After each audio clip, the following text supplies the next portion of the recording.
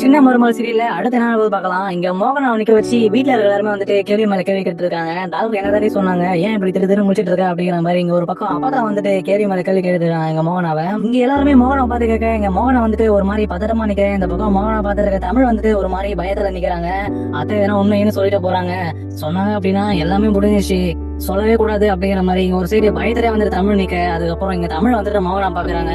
இங்க மோகனா பாக்கும், இங்க தமிழ் வந்துட்டு சொல்றாங்க சொல்லிக்காதீங்க அத்தை அப்படிங்கிற மாதிரி. இங்க மோகனாவும் தமிழ் வந்துட்டு மாறி மாறி பாத்துக்க, இந்த பக்கம் ஈஸ்வரி வந்துட்டு கேக்குறாங்க, என்ன ஆச்சு என்ன சொன்னா டாக்டர், ரெண்டு பேரும் முகத்தை மாறி மாறி பாத்துக்கிறீங்க, அதான் கேக்குறாங்களா என்ன ஆச்சு சொல்லுங்க அப்படிங்கிற மாதிரி. இங்க ஈஸ்வரி வந்துட்டு கேட்க, இந்த பக்கம் அப்பதான் வந்துட்டு முன்னாடி என்ன சொன்னாங்க டாக்டர், ஸ்கேன் எடுத்தாங்க என்ன ஆச்சு அப்படிங்கிற மாதிரி. அப்பதான் வந்துட்டு கேட்கவும், இந்த பக்கம் ராஜாங்க வந்துட்டு கேட்க ஆரம்பிக்கிறாரு, என்னம்மா மோகனா என்ன சொன்னாங்க டாக்டர் அப்படிங்கிற மாதிரி இங்க ராஜா கேட்க. அதுக்கப்புறம் தான் இங்க மோகனை வந்துட்டு வாயை திறந்து பேசுறாங்க, நம்ம எல்லாரும் மோசம் போயிட்டோம் அத்தை அப்படிங்கிற மாதிரி. இங்க மோகனா அப்பதான் அவ சொல்றாங்க, அது அப்பதான் வந்துட்டு பின்னாடி சொல்றேன் என்னாச்சு அப்படிங்கிற மாதிரி. இங்க எல்லாருமே வந்துட்டு ஒரு மாதிரி பத்திரமா பாக்குறாங்க மோகனாவை. இங்க எல்லாருமே சுத்தி நின்று மோகனை பாத்துட்டு இருக்கு. அப்பதான் இங்க மோகனா வந்துட்டு நடந்த எல்லாமே சொல்லிடுறாங்க, தமிழோட வயிற்றுல வந்துட்டு குழந்தை இல்லையா, தமிழ் வந்துட்டு கர்ப்பமும் இல்ல அப்படிங்கிற மாதிரி டாக்டர் சொன்னாங்க அப்படிங்கிற விஷயத்த எங்க மோகன் எல்லாரும் மாதிரி சொல்லிட்டு அழ ஆரம்பிச்சிடறாங்க.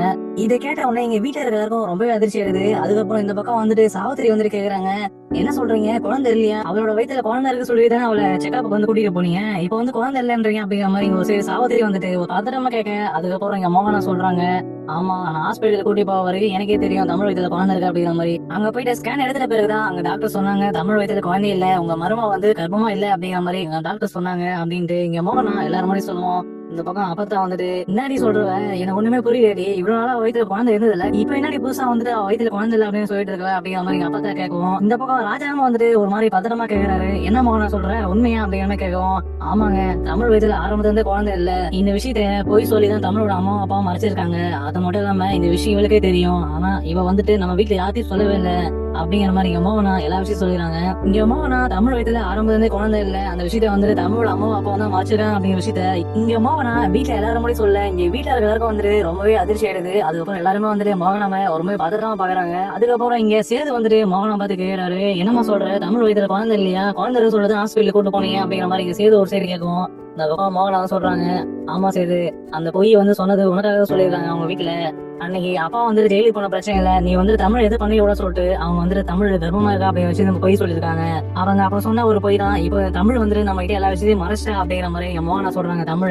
உடனே எங்க தமிழ் வந்துட்டு, இல்ல எனக்கு எதுவுமே தெரியாது வாழ்ந்துட்டே பேசுறாங்க, எனக்கு இந்த விஷயமே தெரியாது, நானும் வந்துட்டு என் வயிற்றுல குழந்தை இருக்கு சொல்லி தான் நம்பிட்டு இருந்தேன், இப்பதான் எனக்கே தெரியும் குழந்தை இல்லை அப்படிங்கிறது, எங்க அம்மா அப்பா பண்ண தப்பு தான், என்னை மன்னிச்சிருங்க அப்படிங்கிற மாதிரி.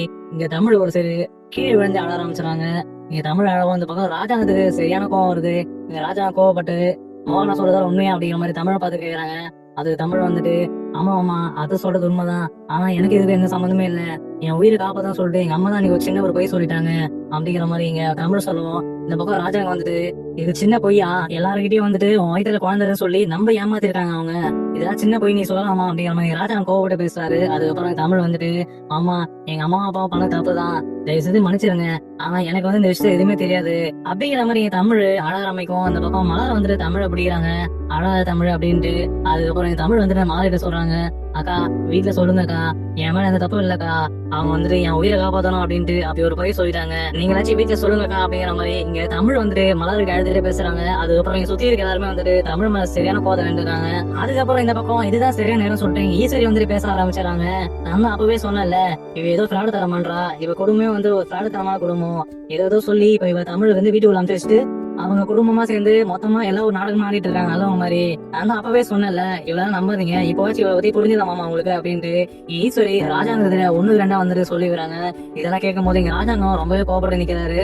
இந்த பக்கம் ராஜாங்கம் கோவப்பட்டு நிக்க, இங்க சேது வந்துட்டு கோவப்பட்டு இங்க தமிழ் வந்துட்டு அடிக்க போறாரு. இங்க சேது வந்துட்டு தமிழ் அடிக்க போகும்போது இங்க ராஜா வந்துட்டு சேது நெல்லு அப்படிங்கிற மாதிரி இங்க ராஜாங்க வந்துட்டு சேது நிப்பாட்டுறாரு. அதுக்கப்புறம் எங்க அப்பா தான் வந்துட்டு பேச ஆரம்பிக்கிறாங்க, ஏண்டி தமிழ்ச்செல்வி இவளை சொல்றதுதான் உண்மையாடி, உண்மையா வயிற்றுல குழந்தை இல்லையா, செல்லப்பாவும் உங்க அம்மாவும் சேர்ந்து இந்த வேலையை பண்ணிடுறாங்க அப்படிங்கிற மாதிரி இங்க அப்பா தான் வந்துட்டு தமிழை பார்த்து கேட்க, இங்க தமிழ் வந்துட்டு என்ன சொல்றது தெரியாம ஒரு மாதிரி அழுதுட்டே இருக்காங்க.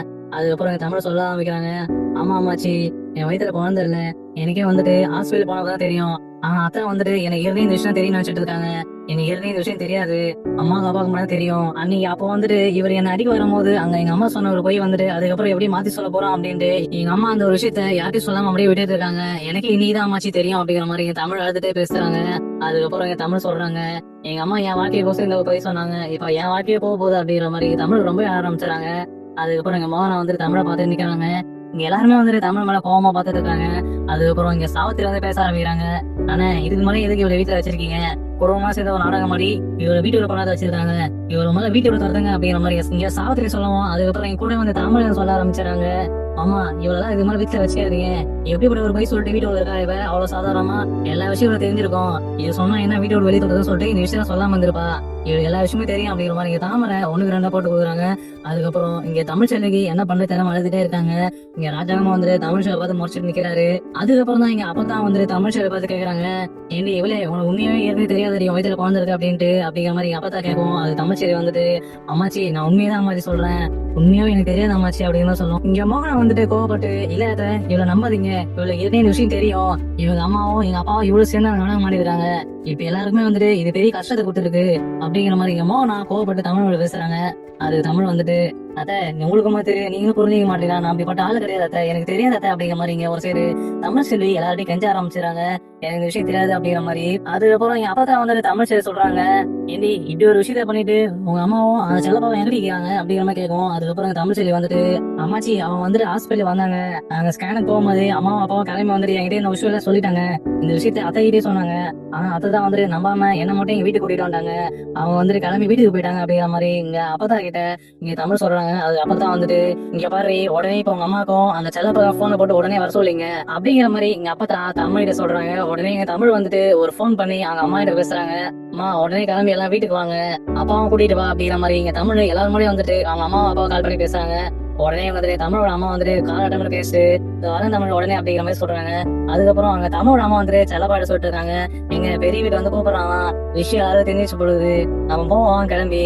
தமிழ் செல்வி வந்துட்டு என்ன பாடு பாடுறாளோ என் பொண்ணு, நம்ம சொன்ன ஒரு விஷயத்தால அவ என்ன பாடுபட்டிருக்காளோ, வாங்க முதல்ல கிளம்பி போலாம் அப்படிங்கிற மாதிரி அங்க செல்லப்பாவும் தமிழோட அம்மா வந்துட்டு அங்க வீட்டுல இருந்து கிளம்பி இங்க ராஜாங்கத்தோட வீட்டுக்கு வராங்க. இங்க ஒரு பக்கம் தமிழ் செல்வி அம்மாவும் செல்லப்பா வந்துட்டு இருக்க, இந்த பக்கம் தமிழ் செல்வி வந்துட்டு இங்க சாவித்திரி ஈஸ்வரி தாமரை எல்லாருமே வந்துட்டு கேள்வி மேல கேள்வி எடுத்துறாங்க. முதல்ல நீ இந்த வீட்டோட வெளியே போடி, எப்படி ஒரு போய் சொல்லி இந்த வீட்டுல இருக்க அப்படிங்கிற மாதிரி இங்க எல்லாருமே தமிழ் செல்வி கேள்வி மேல கேள்வி கேட்டுருக்காங்க. இந்த தமிழ் செல்வி வந்துட்டு அழுதுட்டு இருக்காங்க. இந்த பக்கம் ராஜாங்க வந்துட்டு இங்க தமிழை பார்த்துட்டு கோமானே இருக்காரு. அதுக்கப்புறம் இங்க செல்லப்பாவும் அங்க தமிழோட அம்மா வந்துட்டு வீட்டுக்கு வராங்க. இவங்க ரெண்டு பேரும் வீட்டுக்கு வரேன். இந்த பக்கம் தமிழ் வந்துட்டு கேள்வி மேல கேள்வி கேட்க, அதுக்கப்புறம் இங்க உடனே முன்னாடி வந்துட்டு இங்க தமிழ் செல்வி அம்மாவும் செல்லப்பா வந்துட்டு ராஜாங்க நின்றுட்டு இருக்கும் போது இங்க செல்லப்பா வந்துட்டு ராஜாங்க பத்தி பேசிட்டு இருக்காரு, எங்களை மன்னிச்சிருங்க, பண்ண தப்பெல்லாம் நாங்க தான் வந்துட்டு அன்னைக்கு மாப்பிள்ள வந்துட்டு எங்க பொண்ணை எது பண்ணோட சொல்லிட்டு ஒரு பொய் சொல்லிட்டோம், அந்த ஒரு பொய்யை இப்ப என் பொண்ணோட வாழ்க்கைக்கு பெரிய பாதிப்பு வரும், எனக்கு தெரியல சம்பந்தி, என்னை மன்னிச்சிருக்க, எதனா தண்டனை கொடுக்கணும் அப்படின்னா எனக்கும் என் பொண்ணாடி கொடுங்க, என் பொண்ணு வந்துட்டு இதுல எந்த விதத்திலையும் தண்டிச்சிடாதீங்க அப்படிங்கிற மாதிரி இங்க ராஜாங்கத்தை பார்த்து இங்க செல்லப்பா வந்து சொல்லிட்டு இருக்காரு. இது எல்லாத்தையும் கேட்டு இருக்க ராஜாங்க வந்துட்டு இங்க செல்லப்பா பார்த்து முறைச்சிட்டே நின்று இருக்காரு. அதுக்கப்புறம் எங்க பக்கத்துல சனாசி வந்துட்டு,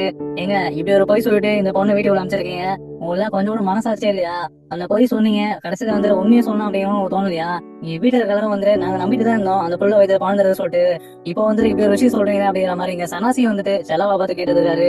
அதுக்கப்புறம் எங்க ராஜாங்க வந்துட்டு ஒரு சைடு செலவா பார்த்து மறைக்கவும், அங்க பக்கம் செல்லப்பா வந்துட்டு, என்ன மன்னிச்சிருங்க, நான் பண்ண தெரிய தப்புதான், நான் காலில் கூட விழுறேங்க அப்படிங்கிற மாதிரி இங்க செல்லப்பா காலில் விழ போறாரு. அதுக்கப்புறம் இங்க பக்கத்துல இருந்த அப்பத்தான் வந்துட்டு, எழுந்திர முதல்ல பண்டத்தெல்லாம் பண்ணிட்டு இப்ப காலில் வந்து எல்லாமே சரியாயிடுமா, நீ சொன்னது எவ்வளவு பேர் தப்பு அப்படிங்கிற மாதிரி இங்க அப்பதான் இங்க செல்லப்பா பார்த்து கேட்கும்.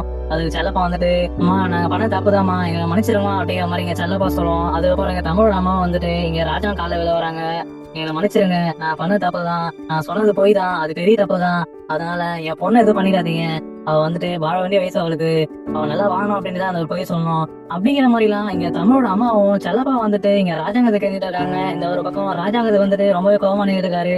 இப்ப பொறுத்து இருந்தா பார்க்கலாம் இங்க தமிழுக்கு அடுத்தடுத்து என்ன நடக்க போகுது அப்படிங்கிறதையும்.